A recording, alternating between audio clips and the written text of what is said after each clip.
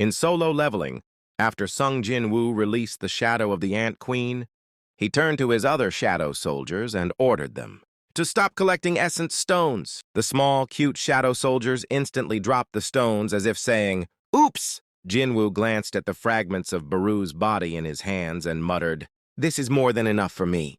Crossing his arms, he thought deeply about how to deal with the remaining ants. Would his shadows be enough to stop them? As he pondered, Baru spoke up beside him. "My king, the remaining ants are struggling to navigate the skies.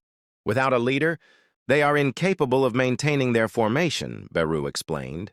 "They are scattering in confusion." Jinwoo looked back at him. "Do you know how many ants there are?" Baru elaborates. "At the start of the raid, there were approximately 8,700 ants. Now, about 4,000 remain." Jinwoo took a deep breath, realizing that he needed to eliminate them completely.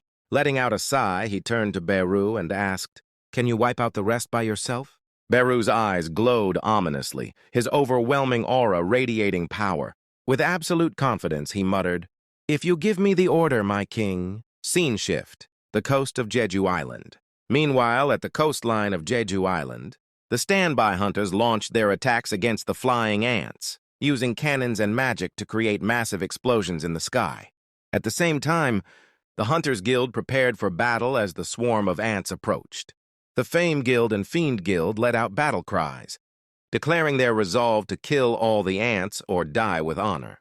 However, in stark contrast, Lee Min-sung trembled in fear, cowardly shrinking away from the battle. On the shoreline of South Korea, soldiers, hunters, and even retired hunters gathered, their eyes locked on the sky as the ants closed the distance. But before the ants could reach land, something wiped them out at incredible speed. Jo-hee looked up in shock by the scene. On the other hand, Song Chi-yul stood frozen in disbelief. The speed was too fast even for his eyes to follow. He muttered, "What on earth is that thing?" And then, in a flash, Baru was revealed, annihilating the remaining ants with sheer speed and razor-sharp claws, setting the stage for Part 38.